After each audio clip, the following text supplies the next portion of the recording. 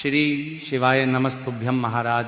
जैसा कि आप सभी जानते हैं कि मकर संक्रांति का पर्व कुछ ही दिनों में आने वाला है और महाराज हर साल की तरह इस साल भी एक प्रश्न बहुत तेजी से फैल रहा है। कोई कह रहा है कि मकर संक्रांति 14 जनवरी को है तो कोई 15 जनवरी बता रहा है। ऐसे में महाराज आम श्रद्धालु पूरी तरह असमंजस में पड़ जाते हैं कि आखिर हम किस दिन मकर संक्रांति का पर्व मनाएं, किस दिन स्नान दान करें और किस दिन खिचड़ी बनाएं। इसी के साथ महाराज इस साल मकर संक्रांति के साथ साथ एकादशी की तिथि भी पड़ रही है। अब आप सोचेंगे कि एकादशी आने से मकर संक्रांति पर क्या फर्क पड़ेगा, तो महाराज आप सभी जानते हैं कि मकर संक्रांति के दिन विशेष रूप से खिचड़ी का ही दान किया जाता है। और खिचड़ी जो है ये कच्चे चावल और कच्चे मूंग की दाल से बनाई जाती है और इसी खिचड़ी का दान किया जाता है। लेकिन महाराज इसी दिन साल की पहली षट्तिला एकादशी भी पड़ रही है, इसीलिए भक्तों के मन में यह प्रश्न भी आ रहा है कि इस साल खिचड़ी का दान न करें तो फिर क्या दान करें जिससे कि हमें पूर्ण फल प्राप्त हो। तो महाराज मकर संक्रांति का सीधा संबंध सूर्य से है। मकर संक्रांति उस दिन मनाई जाती है जिस दिन सूर्य देव धनु राशि से निकलकर मकर राशि में प्रवेश करते हैं। इसी को सूर्य का उत्तरायण होना भी कहा जाता है। अब महाराज इसे ध्यान से समझिए कि उत्तरायण का अर्थ केवल दिशा परिवर्तन नहीं है, इसका अर्थ है कि सूर्य की किरणें अब धीरे धीरे पृथ्वी पर सीधी पड़ने लगती हैं, ठंड कम होने लगती है, दिन बड़े होने लगते हैं और जीवन में सकारात्मक ऊर्जा का संचार होने लगता है। यही कारण है कि हमारे शास्त्रों में उत्तरायण को देवताओं का दिन कहा गया है।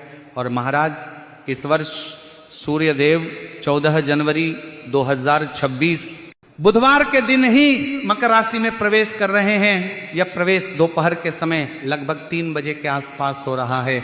शास्त्रों के अनुसार चाहे सूर्य का प्रवेश सुबह हो, दोपहर हो या शाम को, जिस कैलेंडर तिथि में सूर्य का मकर में प्रवेश होता है उसी दिन मकर संक्रांति मनाई जाती है। इसी कारण महाराज इस वर्ष मकर संक्रांति पूरे भारत में 14 जनवरी 2026 को ही मनाई जाएगी। इसीलिए महाराज 15 जनवरी को मकर संक्रांति मानना शास्त्रीय रूप से उचित नहीं है। तो महाराज अब यहां तक तो बात बिल्कुल स्पष्ट हो गई कि मकर संक्रांति 14 जनवरी बुधवार को ही है।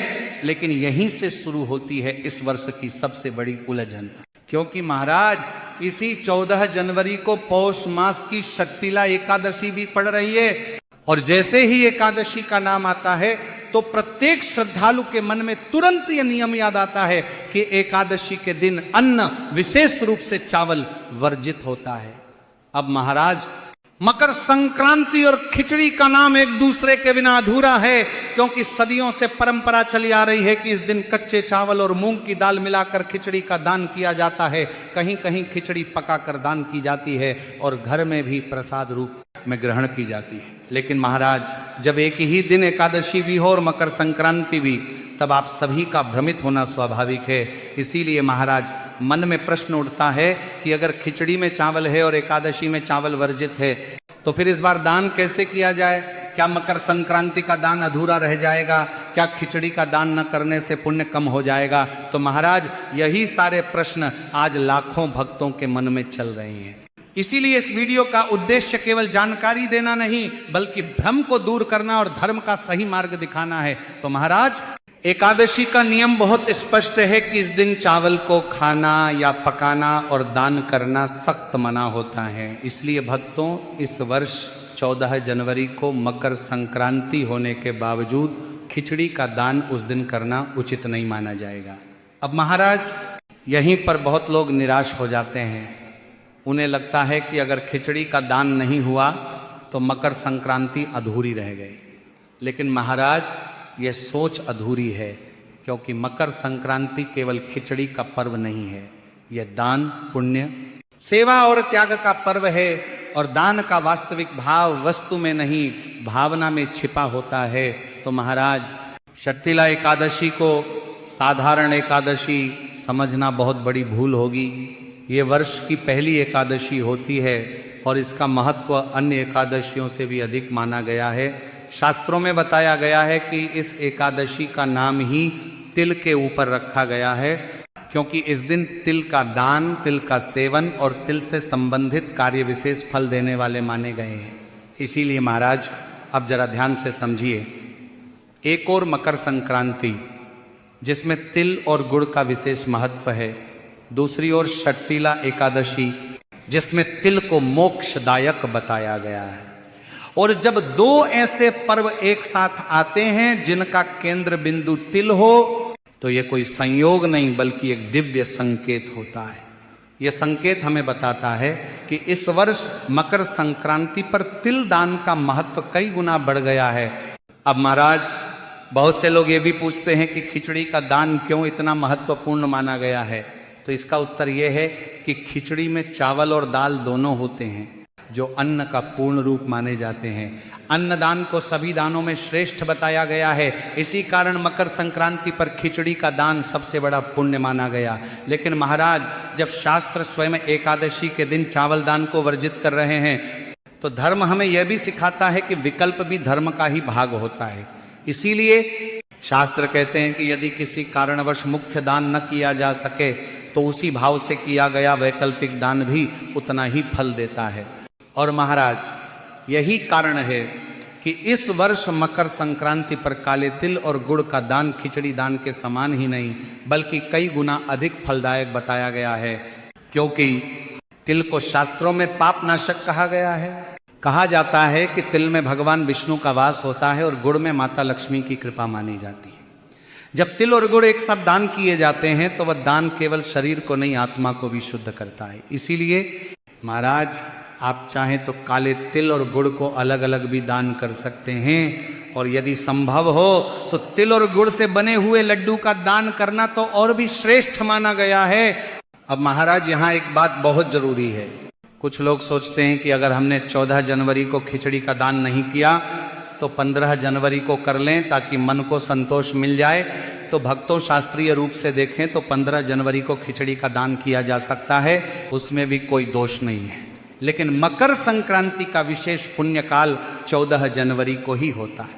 इसलिए यदि आपको पूर्ण फल चाहिए तो 14 जनवरी को ही तिल गुड़ का दान करना सर्वोत्तम रहेगा।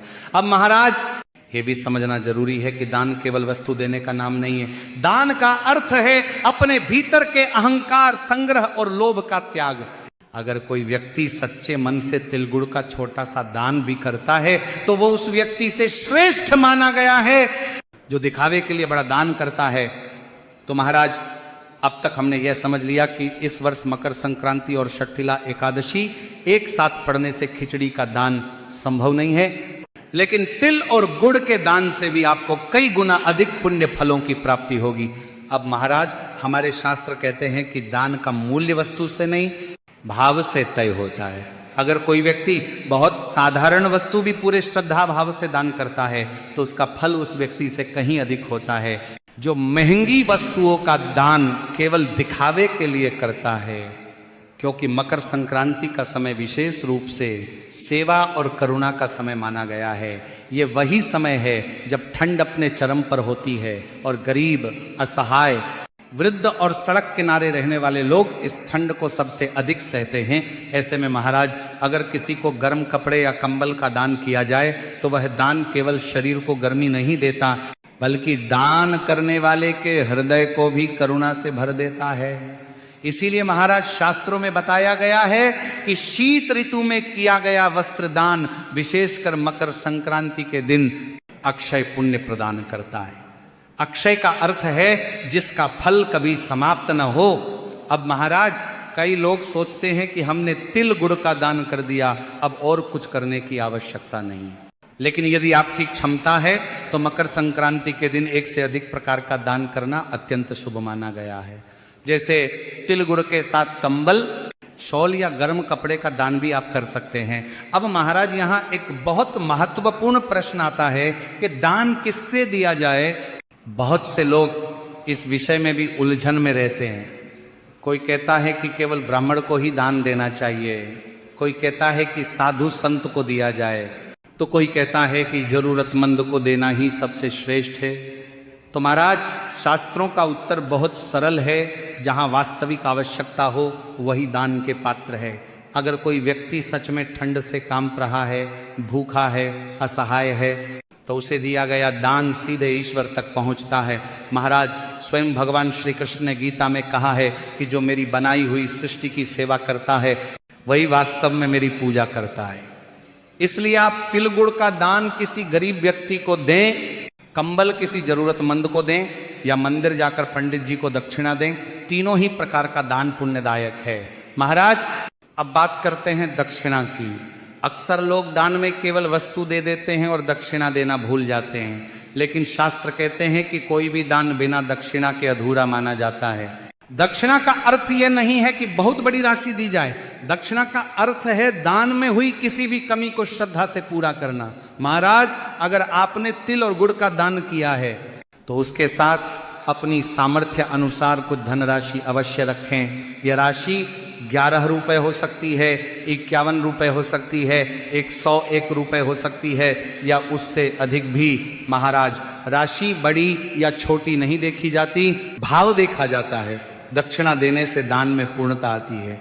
कहा जाता है कि दक्षिणा के बिना किया गया दान रास्ते में ही रुक जाता है, और दक्षिणा के साथ किया गया दान सीधे पुण्य लोक में पहुंचता है। इसीलिए महाराज, मकर संक्रांति के दिन किया गया दान पूरे वर्ष का प्रभाव देता है। इस दिन दान किया गया एक छोटा सा कार्य भी पूरे साल शुभ फल प्रदान करता है। इसीलिए हमारे पूर्वज कहते थे कि चाहे सामर्थ्य कम हो, लेकिन मकर संक्रांति के दिन खाली हाथ मत रहो। इस दिन दिया गया दान हमें केवल भौतिक सुख नहीं देता, बल्कि हमारे जीवन में शांति, संतुलन और सकारात्मकता भी लाता है। अब महाराज, यहां एक और प्रश्न उठता है कि अगर कोई व्यक्ति किसी कारणवश 14 जनवरी को दान न कर पाए, अगर कोई बीमारी, यात्रा या पारिवारिक परिस्थिति के कारण दान से वंचित रह जाए, तो क्या उसका मकर संक्रांति का पुण्य समाप्त हो जाता है? तो शास्त्र इसका उत्तर भी बहुत करुणा के साथ देते हैं। कहा गया है कि भाव से किया गया मानसिक दान भी फल देता है। इसीलिए यदि आप 14 जनवरी को मन ही मन यह संकल्प लें कि हे भगवान, आज मैं अपनी सामर्थ्य अनुसार दान करना चाहता हूं, पर परिस्थिति के कारण संभव नहीं है, तो मेरी भावना को स्वीकार कीजिए, तो ऐसा संकल्प भी व्यर्थ नहीं जाता। क्योंकि महाराज, धर्म इतना कठोर नहीं है कि वह परिस्थिति न समझे। ईश्वर भावना देखते हैं, साधन नहीं। अब बात करते हैं 15 जनवरी की। बहुत से लोग ये पूछते हैं कि क्या 15 जनवरी को खिचड़ी का दान किया जा सकता है? तो महाराज, शास्त्रीय दृष्टि से उत्तर यह है कि हाँ, 15 जनवरी को खिचड़ी का दान किया जा सकता है। उसमें कोई दोष नहीं है, क्योंकि उस दिन एकादशी नहीं है। लेकिन यह समझना जरूरी है कि 15 जनवरी को किया गया खिचड़ी दान मकर संक्रांति विशेष पुण्य नहीं देगा, बल्कि वह सामान्य अन्नदान के पुण्य में ही गिना जाएगा। इसीलिए यदि कोई व्यक्ति ये सोचकर 15 जनवरी को खिचड़ी दान करता है कि मैंने मकर संक्रांति का दान कर लिया, तो यह सोच शास्त्र सम्मत नहीं है। मकर संक्रांति का विशेष पुण्य काल 14 जनवरी को ही है, और इस वर्ष उस पुण्य काल में तिल गुड़ वस्त्र कंबल और सेवा का दान ही श्रेष्ठ माना गया है। महाराज, अब कुछ सावधानियां भी जान लेना बहुत आवश्यक है। दान करते समय कभी भी अहंकार न रखें।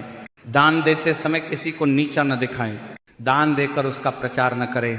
शास्त्र कहते हैं कि जो दान दिखावे के लिए किया जाता है वह पुण्य नहीं, केवल समाज की प्रशंसा देता है। इसीलिए दान हमेशा दाएं हाथ से करें और मन शांत रखें। दान देते समय मन में किसी प्रकार की खिन्नता या मजबूरी का भाव न हो। और महाराज, दान कभी भी सूर्यास्त के बाद नहीं करना चाहिए। विशेषकर मकर संक्रांति जैसे पर्व पर प्रातः स्नान करके स्वच्छ वस्त्र धारण करके दान करना सबसे उत्तम माना गया है। महाराज, अब अंत में एक बहुत सुंदर बात, मकर संक्रांति केवल दान का पर्व नहीं है, ये दिशा बदलने का पर्व है। जैसे सूर्य अपनी दिशा बदलता है, वैसे ही हमें भी अपने जीवन की दिशा बदलनी चाहिए। क्रोध से शांति की ओर, लोभ से संतोष की ओर, और स्वार्थ से सेवा की ओर। अगर इस मकर संक्रांति पर आपने अपने भीतर थोड़ा सा भी सकारात्मक परिवर्तन कर लिया, तो समझिए कि आपने सबसे बड़ा दान कर दिया। महाराज, अंत में यही कहना चाहूंगा कि इस वर्ष 14 जनवरी 2025 बुधवार के दिन ही मकर संक्रांति है। एकादशी होने के कारण चावल और खिचड़ी का दान इस दिन न करें। इसके स्थान पर तिल गुड़ के लड्डू, कंबल, वस्त्र और सेवा का दान करें। दान के साथ सामर्थ्य अनुसार दक्षिणा अवश्य रखें। और महाराज, अगर अब भी आपके मन में कोई प्रश्न है तो आप निसंकोच कमेंट में पूछ सकते हैं, और यह भी जरूर बताइए कि आप ये वीडियो भारत देश के किस कोने से देख रहे हैं। धन्यवाद।